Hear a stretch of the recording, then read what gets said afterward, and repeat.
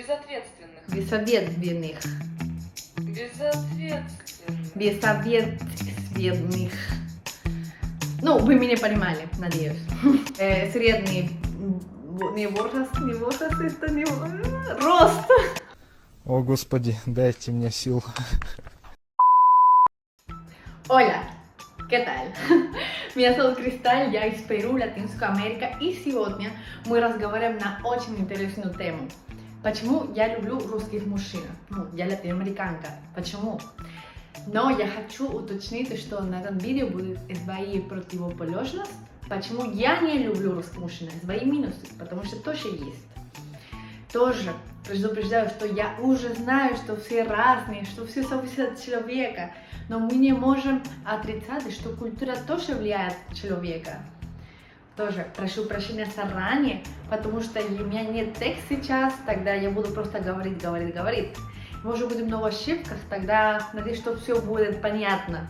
Я знаю, что мой русский язык это не идеальный, я стараюсь. Тогда возьмите печеньки, молоко, кофе, пельмени, борщ, все что угодно, и давай начнем.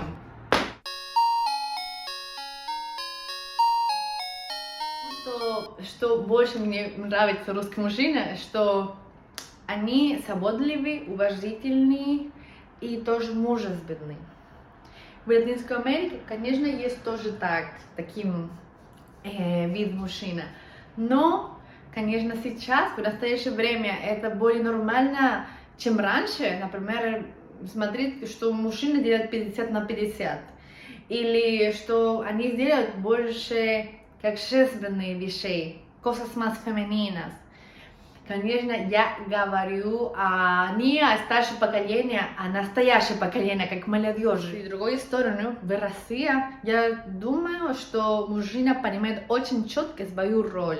Они тебе открывают дверь, они тебе помогают носить сумку, они заплатят за свидание, не только за первое свидание, а все свидания. И не только заплатят, если ты, например, предлагаешь заплатить, просто потому что хочется, например, в Перу или больше в Испании, что девушки заплатят, это как более-менее нормально. Но здесь они не просто скажут, они обижаются, понимаешь, это как... Почему? Почему ты мне не позволяешь быть мужчином? В Латинской Америке и в Испании у нас больше, более открытые гендерные роли. Мужчины делают, потому что они хотят, потому что, из вежливости, потому что они хотят тебе сделать приятно. Но в России я чувствую, что это как мнение, что я должен это делать. Если я это не сделаю, я не мужчина. Я родился для этого. Лично мне очень нравятся те ценности, которые в России есть. Я чувствую себя любимой, ценностью, уважаемой. Как маленькая принцесса, una pequeña принцесса. И иногда, как женщина, я скажу, что я не знаю, что могу делать. Как просто существовать и быть благодарной. В Латинской Америке у нас понятие по-другому. У нас обычно женщина более активна. У нас тоже нужно делать вещи, мужчины. У нас... Я думаю, что разница это очевидна. И это очень связано с культурой. Потому что русские девушки, которые были на других странах, они заметили разницу. Как, например, другие страны Европы. Мужчина так, у тебя есть руками, ты можешь все сделать, тогда делай ты сама. Если вы хотите, вы можете посмотреть видео, где, например, иностранки из США, из Испании, из других стран, они рассказывают, как они чувствуют что-то странное в России, что их заставляет сделать все ради женщины, по сравнению со своей страной. Если вы хотите, посмотрите. Это не только я так думаю. Go to restaurant with a girl, Russian girl. I can't tell her 50-50. It's going to be the last date. When guys is like, so should we split or something? We're like, it was the last time we were so each other. Пункт номер 2. Они очень милые, светлые глаза, высокие. В Латинской Америке парни не очень высокие по сравнению с русскими или с европейцами. Особенно в Перу, Эквадоре или Боливии. Например, средний рост для мужчины это 167 или 166. Примерно мой рост. Да. И средний рост для девушки это 155. И всю мою жизнь мне всегда сказали, что я очень высокая. У меня были комплексы из-за этого, потому что я хотела быть, ну, чуть-чуть маленькая, потому что, ну, так принято, это как bonito, cute. И я всегда думаю, ну, я очень высокая, как трудно жить, почему я так? Потом я приехала здесь, познакомилась с парнем 190 сантиметров или 2 метров, и я вообще как это может существовать? Сколько ты кушаешь, не умереть, это как много, понимаешь? Но, честно говоря, ну, до того, что я приехала сюда, я представляла по-другому, я думала, что будет как атака титанов.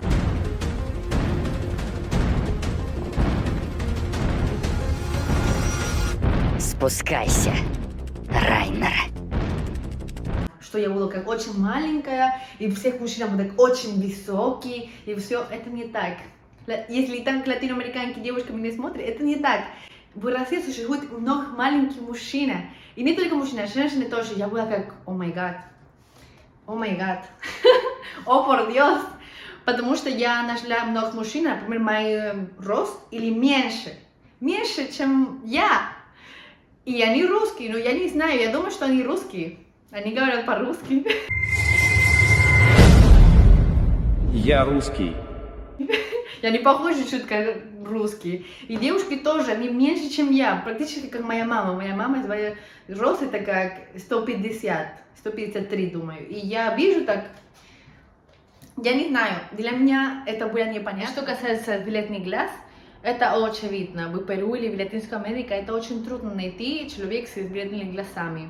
Ну, может быть, зеленый, но лично я не люблю зеленый, я люблю голубые, как синие глаза. И это очень трудно найти в Латинской Америке. И парни, которые есть, ну, с синими глазами, голубые, они всегда чувствуют, как, о май гад, я как самый лучший. И в России ты можешь найти как много красивых парней, которые они очень как скромные. И я так люблю. Punto número 3. Responsabilidad, ответственности. Это мне очень трудно, это слово. Потом мы практикуем, но пока я не хочу это сделать, мне стыдно. Не только русские, вообще и славянские мужчины, они очень responsables. Например, если он тебе назовет в определенное время, он будет в это определенное время. Если он тебе скажет, например, завтра я это сделаю, он завтра это делает. И это тебе сделает как чувство, что у тебя есть мужчина, ну, который ты можешь доверять, который тебе можешь защищать, потому что он скажет и он делает. Но с латиноамериканцами чуть-чуть по-другому.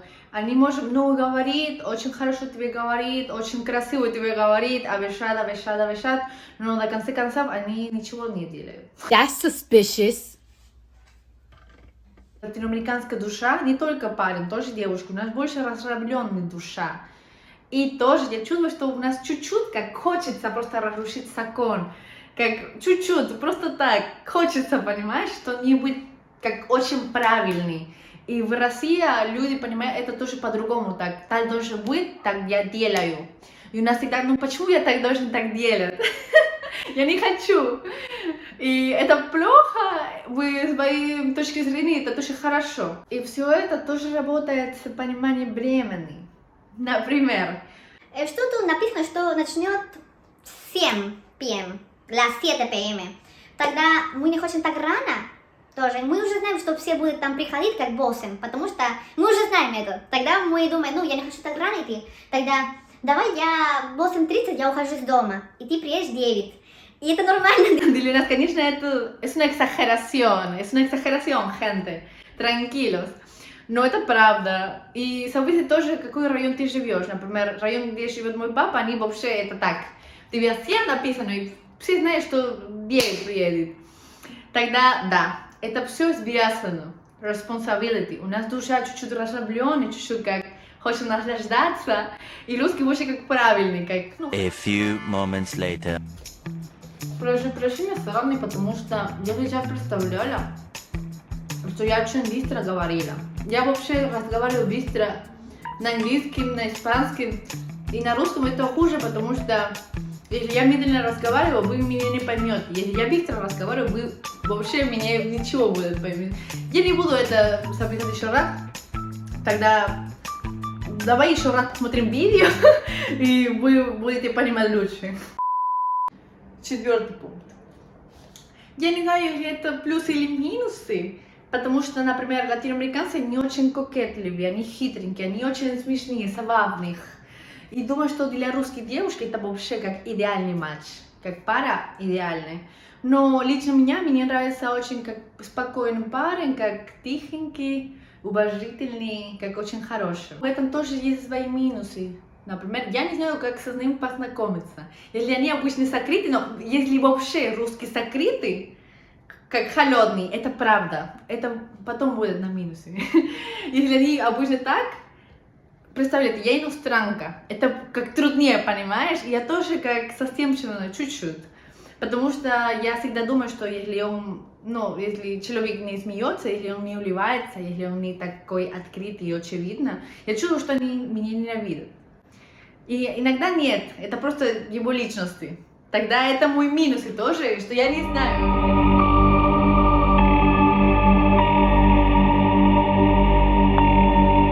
Вы не представляете, сколько разницы между латиноамериканским и русским. Для русских, как уровень, как энергия, когда для праздновать, это здесь.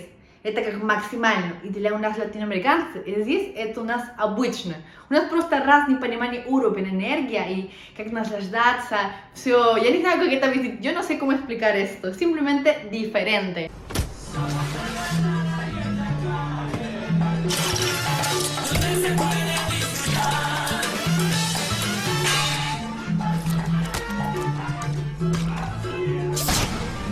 Однако я не знаю, потому что я познакомилась с разными людьми, которые, побывали в разных странах, и есть как свои латиноамериканская душа. Они очень веселые, активные, они танцуют, улыбаются, и это мне тоже очень нравится. Тогда я не знаю,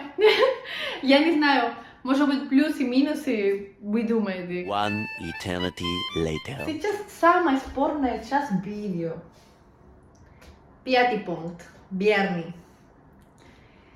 Я знаю, что не все русские верны, я знаю, что не все латиноамериканцы не верны, но я сейчас расскажу с точки зрения культуры и тоже на своем опыте.